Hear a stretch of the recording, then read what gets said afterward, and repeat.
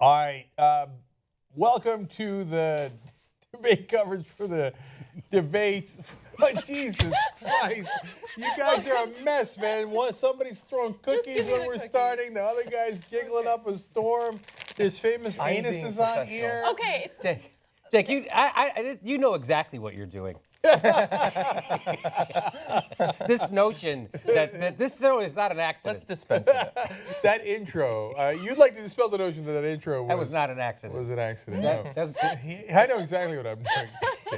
Before we started, fuck it, we'll just get into like random stuff as we go. Obviously, Democrats are debating tonight. That's why you're here, okay? They're going to come on theoretically in 11 minutes, but usually winds up being 21 minutes. And then we're going to try to give you as much information as possible. We got a good video coming up, but first, Anna apparently likes to eat famous Amos before the show. I didn't know that. That's the first time I've ever heard that. And I said that when he was naming it, didn't he think this is going to be an issue because everybody thinks famous anus? No, not everybody thinks that. Okay. I never thought that. John never thought that. never But your thought pervy of ass that. thought Okay, that. and Edwin's shaking his head because he can't believe you guys never thought that. Yeah. So Edwin's with me.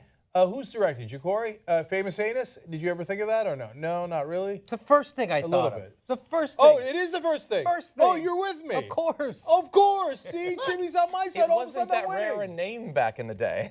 Okay. My little brother's middle name is Amos, actually. So no, it's still around a really? little bit, yeah. Oh, wow. Yeah. And then I was thinking, because I was watching the OJ series, Yes. right? His first name is Orenthal. Orenthal James. Yeah. Jeez, Lord mercy. Who names their son Orenthal? Orenthal James. Sounds like a nose spray. Orenthal? Oh, that's funny. You're right. It sounds like some sort of pharmaceutical drug. They're like, oh, take Orenthal, but watch out. You might have leakage. I was all blocked up until I took Orenthal. It also sounds like a super old school Southern name. Yeah. Did you see what I'm saying? Oh. It was probably a father or Orenthal James grandfather name, Simpson, which makes sense. He's not from Buffalo. He played in Buffalo, and he played at USC. USC. Right, so I wonder where he's from. Anyway, it doesn't really matter. I can't believe that guy's still alive.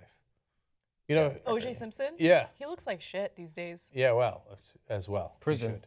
Yeah, prison Yeah. will do that to you. Okay, I don't know how we got there. Okay. Orenthal was the name of a French actor that his aunt Oh, really? I do declare.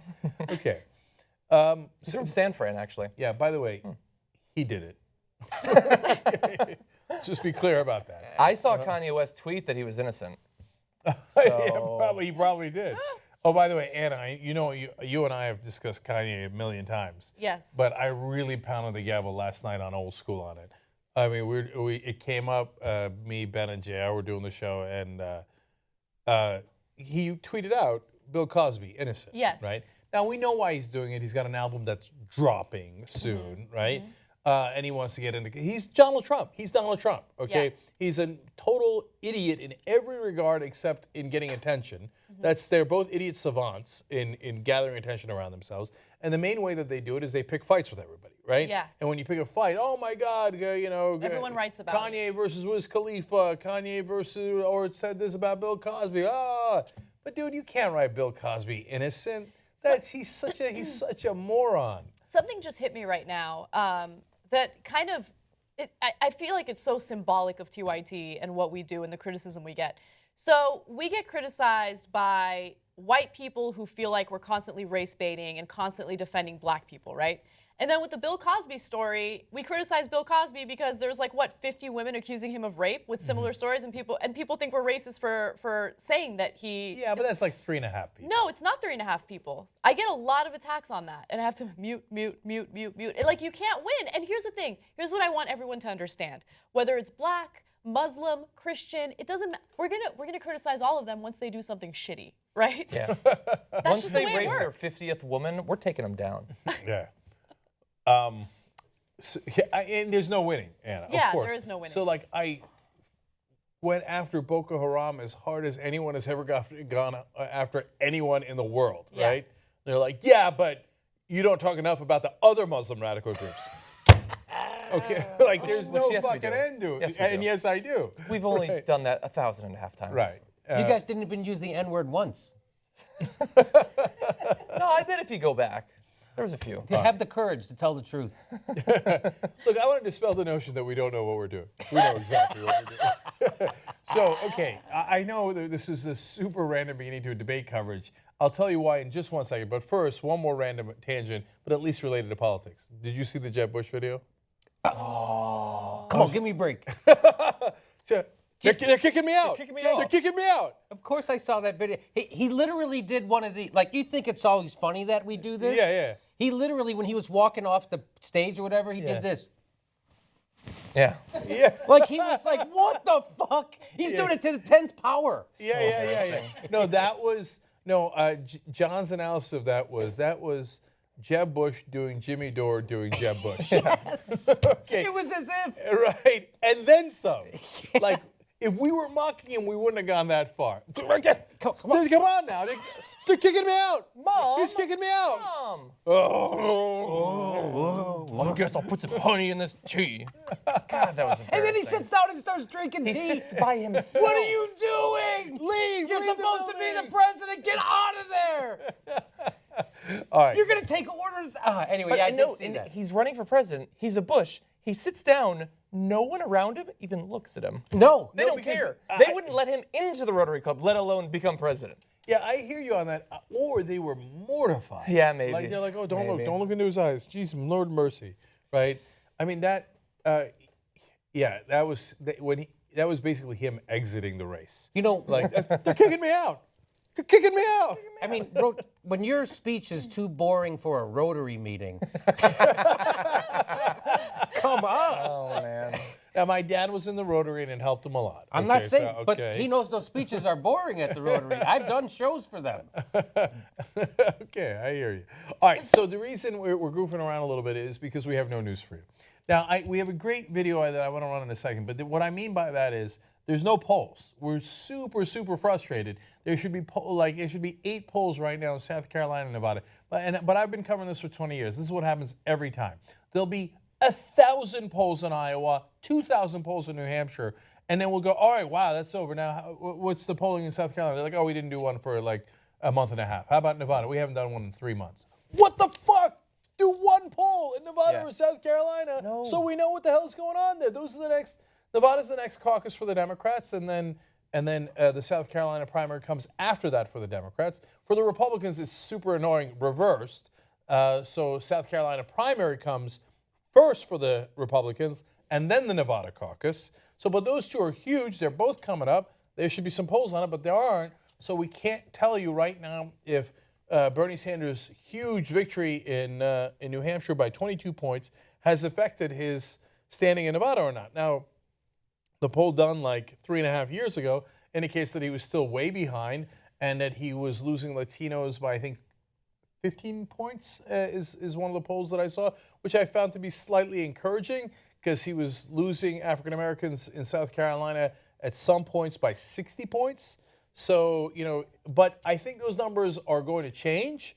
Every story I've seen assumes that they stay the same, and then they just try to decide whether Bernie Sanders can win. I'm like, but they're not going to stay the same. Right now, over the last 2 days, there's been 1,000 stories about Bernie Sanders and Hillary Clinton in regards to African Americans. So African Americans are going to see that. Michelle Alexander came out with a devastating article in The Nation saying the Clinton record with African Americans is not great as the mythology would have you believe. It's the opposite. It's miserable. Wow. That Bill Clinton put more people more blacks in jail than almost anyone in history, okay? And they said if you take into account the number of African Americans that are in prison and you put them into the unemployment numbers, she had a stat in there. I know it was a little narrow. It's non-college educated black males, okay? 42% unemployment.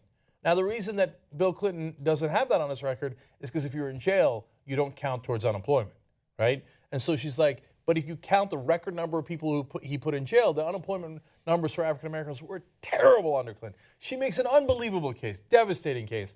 And then the quote from Hillary Clinton in that article from back in 1994 when she was arguing for 3 strikes, if every African American in the country had heard that quote, Bernie Sanders would be beating her by 60 points, okay, among African Americans. She said, she called, they're not, I'm paraphrasing here, but I did it on the show. You can see it on YouTube, Facebook, etc. But she said, these are not regular kids. They're gang kids. They're super predators. They don't have any empathy. They don't have any conscience. And we've got to bring them to heel. Okay. Yes, I saw that. Ooh. Yeah. I saw that. So And no, Trump was like, try subtlety. yeah, so the numbers are not going to stay the same. Now, not everybody's going to hear that quote. Not everybody's going to see the Michelle Alexander piece. But now there's a real fight going on. There's the Congressional Black Caucus PAC that is supporting Hillary Clinton, saying, oh, Bernie Sanders didn't show up for 40 years, which is a total lie, okay? And then you've got Harry Belafonte saying, love Sanders, go for Sanders. Ben Jealous. Ben Jealous, former head of the NAACP. You've got Keith Ellison, who's a member of the Progressive Caucus, Democratic congressman from Minnesota, and Cornel West, and all Ta-Nehisi Coates, all these really respected figures coming out and saying Bernie Sanders. And all the black politicians, not all, a lot of the black politicians coming out and saying, no, Hillary Clinton. And so this is a fight. This is not a 60-point lead. And so, and by the way, South Carolina is also overrated. Mitt Romney didn't win South Carolina, and he went on to win anyway. I think Newt Gingrich won South Carolina. And everybody went, oh my God, Newt Gingrich won, blah, blah, blah, blah, right? And then nothing, okay? So, and then as I looked at the map, I was like, wait a minute. You know, we're so super focused on the early ones, you know, obviously Iowa, New Hampshire, then South Carolina, Nevada. Everybody talks about those. Then there's Super Tuesday. And there's a bunch of southern states, although there's also Massachusetts and a bunch of northern states that that Bernie Sanders is much more likely to win in Super Tuesday. It's kind of a toss-up. Then you have New York, California, and maybe Texas could be interesting. now Texas more likely we think to go for Hillary Clinton, but as things stand, right? But yeah, California and New York could easily decide the race, and they could easily go for Bernie Sanders. They're like, oh no, everybody, every article. New York will obviously go for Hillary Clinton. She was a senator from New York. That's not obvious at all. That's the least obvious thing in the world. New York is very, very liberal. Could easily go for Bernie Sanders. When New York was voting for senator, they weren't choosing between Hillary Clinton and Bernie Sanders. They were choosing between Hillary Clinton and a Republican. Yeah. Okay, right? So no, you shouldn't assume New York's going to go there or California. You're crazy. And as I look at that, I thought, can Bernie Sanders, they're like, oh no, California is more likely for Hillary Clinton because there's a lot of Latino voters. California votes like 1 million years from now in the primary. By that time, the Latinos will have gotten no word at all on Bernie Sanders and Hillary Clinton's record on Latinos, right? Which at best, you know, like in a worst case scenario for Bernie Sanders is a tie, right? So nobody's going to hear about that. No, it's all unrealistic. And as I look at that They map, have it their way. yeah, as I look at that map, I think, yeah, Bernie Sanders could definitely win. So did you cover this already, the fact that he kicked so hard in New Hampshire, yet it was a split with the delegates? Yeah, Yeah, we we did, did that. John and I did that. Pretty sad. Yeah. Pretty sad. Yeah, oh, so- they asked Debbie so- Wasserman Schultz about that, about the And? superdelegate situation. I think it was Jake Tapper, maybe Chuck Todd asked, and she like tried to brush it off, like, oh, you know, it's never actually thrown the election, so I wouldn't worry about it too much. We're not gonna, and then they just moved on. They didn't. I don't know. Actually, to his credit, I think it was Jake Tapper, and he said, I don't think a lot of young voters would find that to be a satisfying answer, but we've got to move on. Oh. So that's something. It is. That's something. So there's a video out today from Bernie Sanders' camp. It's Erica Garner, the daughter of Eric Garner, who NYPD, of course, choked to death. It's very powerful. We wanted you guys to see it. My dad's name is Eric Garner. No one gets to see their parents' last moments, and I was able to see my dad die on national TV. I'm just trying to get the truth out there to tell his side of the story. He was being the loving, caring man that he was, and he was murdered. I'm behind anyone who's gonna listen and speak up for us.